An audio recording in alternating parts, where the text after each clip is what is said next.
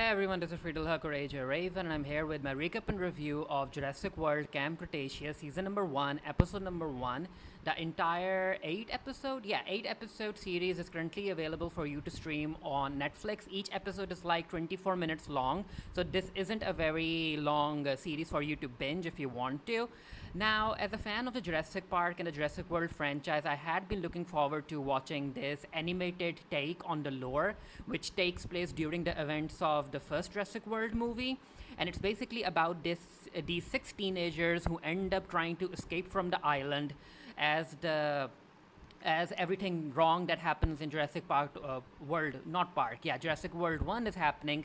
We get to see all of those events from blah, blah, blah, from the perspective of these six teenagers. Now, I ended up kind of feeling that this show was aimed at kids, especially when the character models were shared.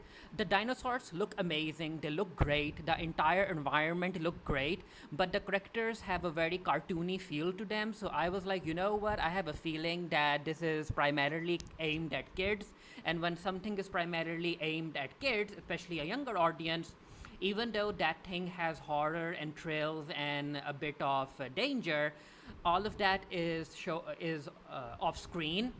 And that's something that I, as a fan of the Jurassic World franchise, was very disappointed with because I wanted to see stuff being shown to me. Anyway, coming back to the premiere episode, it's titled Camp Cretaceous, and it opens up with this first person shot. And apparently, we have these two survivors running, and they're running away from raptors. And we see this guy, and he's like, I think we lost them, but no, the raptors are still behind them. And the kid, I think, yeah, it's a kid that we are seeing the perspective of, and he's running behind this other person and the raptors are behind them, and then the raptors end up getting the grown-up man. And this is where I was like, yep, the death is off screen, so that means that this is for kids. We aren't going to see any blood or gore or anything like that. And it turns out that after the raptors kill the man, a T-Rex is after them as well, and the T-Rex ends up killing killing the boy whose perspective we are seeing. And it turns out it is actually a VR game that this young kid, his name is Darius, he's one of the leads. He's playing this game, and his older brother comes in, and you can see around the room that he is very interested in dinosaurs.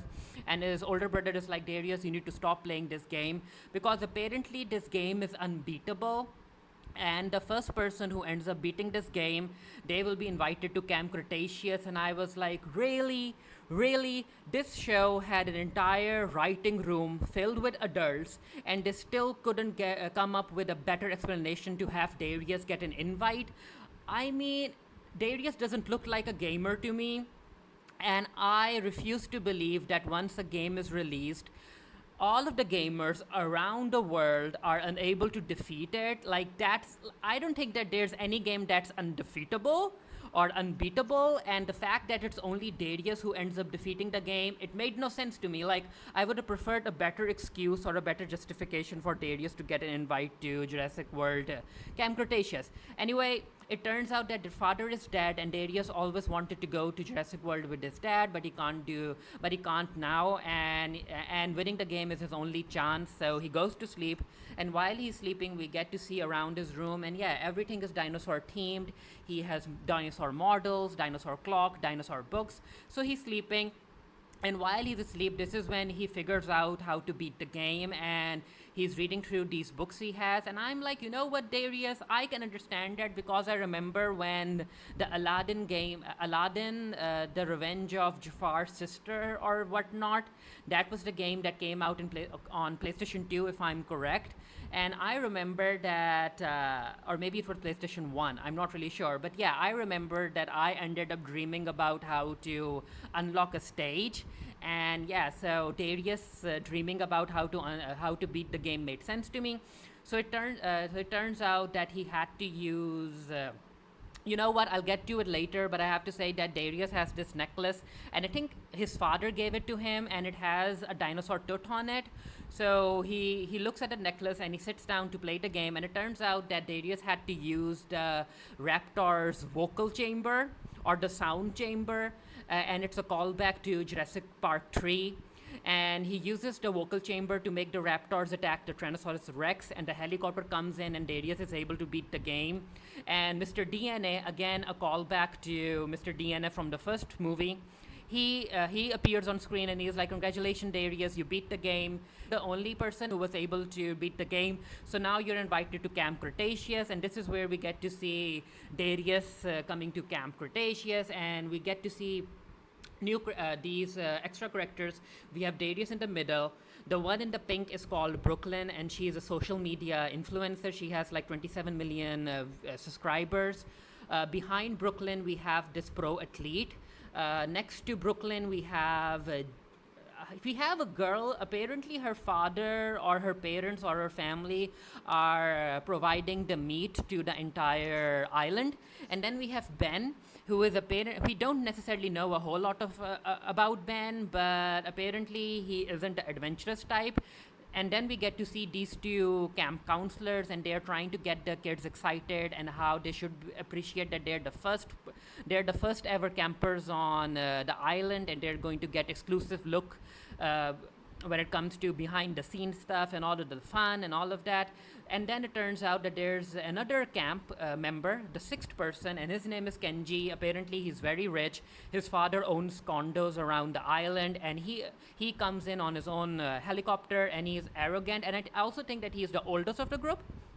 So everyone is sitting behind the car as the camp counselor take them towards to the camp, and this is where Brooklyn tries to talk to everyone, and she's like, "Why don't you introduce yourself to us and to my viewers?" And everyone is introducing themselves.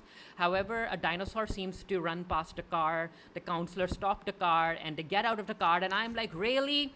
These two counselors are going to get out of the car and they're going to leave the 6 teenage kids alone? It makes no sense.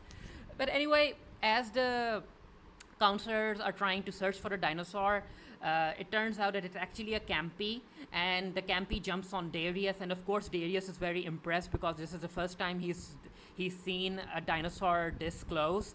And the counselor come back and they pick up the campy, and the counselor is like, "Yeah, these campies have a habit of running away, so it's not something new." And I'm like, you know what? Dinosaurs shouldn't be able to run away from their encampment. And yeah, it just goes to show that even though Jurassic World is a whole lot of fun to be in, there are a whole lot of security issues as well.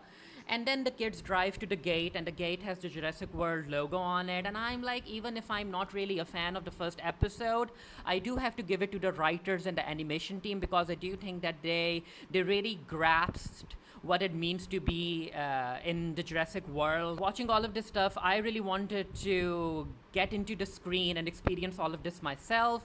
So this is a camp, and it's built on trees, which, yeah, it gives protection from a whole lot of dinosaurs.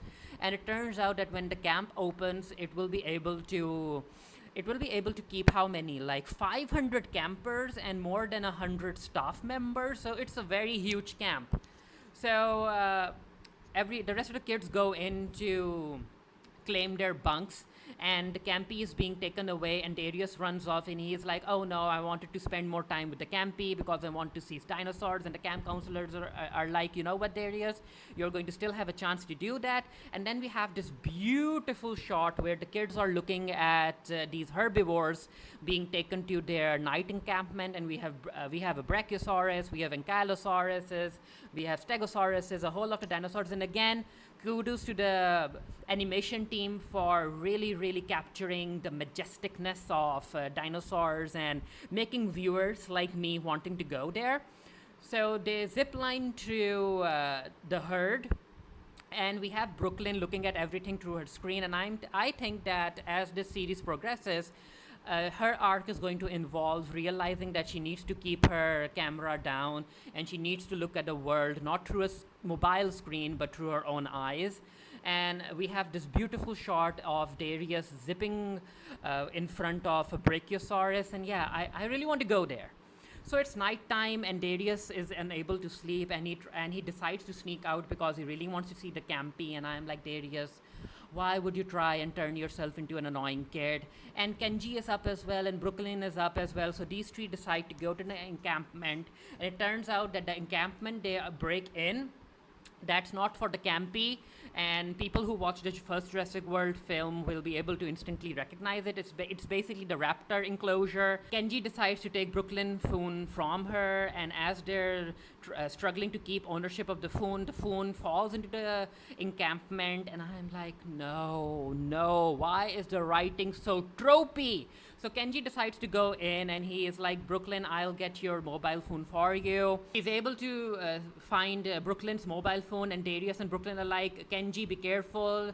There are dangerous dinosaurs in here, and we get to see, I think this is supposed to be Blue, and Blue attacks Kenji, but he's behind these bars, and Kenji is like, help me, open up the gate, and Brooklyn just randomly pushes a button, and instead of the gate opening, the cage opens, and yeah, the raptors are going to attack Kenji, and Darius jumps in.